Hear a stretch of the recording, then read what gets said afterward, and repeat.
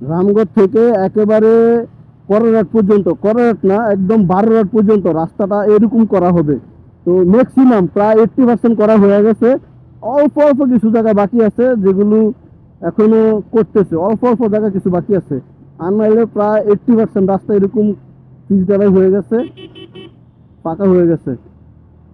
গাড়ির টাইম আর যা মজা পাওয়া যাইতেছে একেবারে অস্থির অস্থির।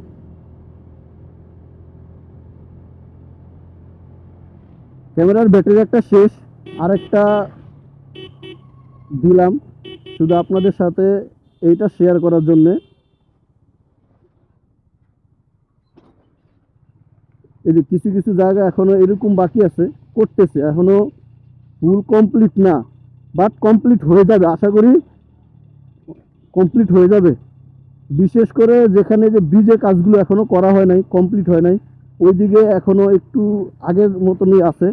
আর নাইলে প্রায় বললাম না 80% রাস্তা একেবারে কমপ্লিট করা। এই যে নতুন ব্রিজ করতেছে, এই জন্য এইদিকে একটু হয় নাই। বাট এতক্ষণ যে রাইড করলাম বাজার পার হইয়া, সরি, রামগড় বাজার পার হয়ে যে রাইড করলাম, পুরো রাস্তাটাই একবারে ওকে করা। এখন আবার সামনে দেখবো যে করা, শুধু এই যে এখানে ব্রিজটা করবে এই জন্য একটু বাকি আছে। এই যে সামনে আবার করা, এই যে পিচ ঢালাই করা, এই যে বাকি আছে, এই এই এই এখানে আবার একটু বাকি আছে, মানে বাকিটা করা, মানে রাস্তাটা মানে মাখন মাখন একটা রাস্তা হবে, এত স্মুথ রাইড করে মজা পাওয়া যায়। সামনেই হিয়াকো বাজার চলে আসছি। রামগড় বাজার থেকে হিয়াকো বাজার আসতে বেশি সময় লাগে না আমাদের, এবারে যে 70 মিনিট লাগছে। 6টা 10-এ ছিলাম হচ্ছে রামগড়, রামগড় থেকে হিয়াকোতে চলে আসছি প্রায় এই সামনে মোড় ঘুরলে হিয়াকো বাজার, 70 মিনিটে। রাস্তাও মাশাল্লাহ। এটা হচ্ছে রাবার বাগান।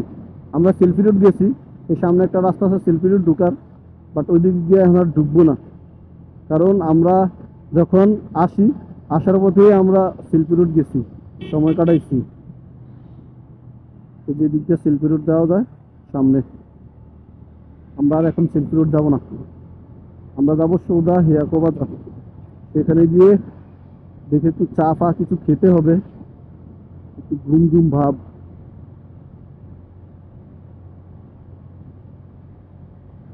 আমি শুধু রাস্তাটার কথা বলি আপনাদেরকে, আর কিচ্ছু না, শুধু রাস্তাটা দেখেন। মানে যেমন চড়া করছে তেমন পিচ ঢালাই মোটামুটি দিছে, পিচ ঢালাইও প্রায় 4 ইঞ্চি 5 ইঞ্চির মতো ভারী দিছে, করছে সেনাবাহিনী, মাখন করছে মাখন।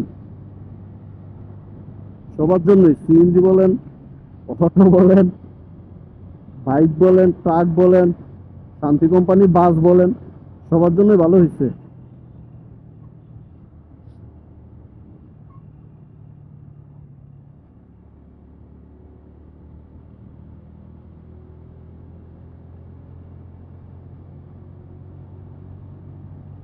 মাখন রাস্তা,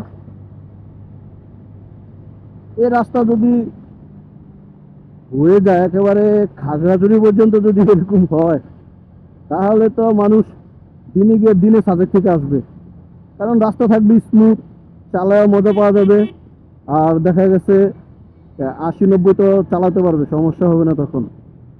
রাস্তা স্মুথ হইলে গাড়ি রাইড করেও মজা পাওয়া যায়। তো মোটামুটি তখন সময়ও কম লাগবে।